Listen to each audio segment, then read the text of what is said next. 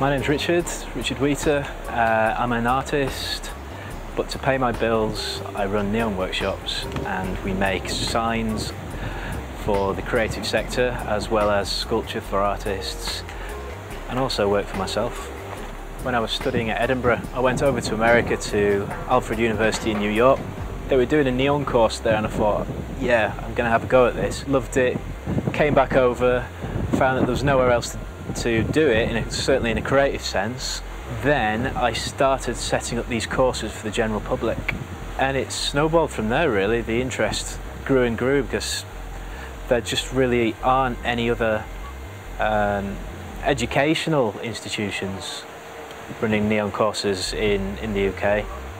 The problem was I wanted to make neon as an artist, but I was just basically having to draw out my ideas and give them to commercial neon shops who huffed and puffed because they just wanted to make lots and lots of straight tubes or something straightforward. They weren't interested in the passion of it, experimenting, etc., which some of my work demanded. So I realised this wasn't working very quickly on and that I was going to have to set something up specialist. I think the angle I've chosen, the route I've decided to go down, that there is a market for it, but in the commercial world they would say it's a dying trade. There's too much competition now. Regulations in terms of how it should be installed by an electrician out of arm's reach, etc., how it should be disposed. The initial expense of neon, it all goes against it as a material for large jobs compared with something like LEDs. But when you're talking about aesthetics and specialist pieces of work, then you just cannot beat neon. I mean, it's still, apart from laser, one of the most brightest materials to generate light.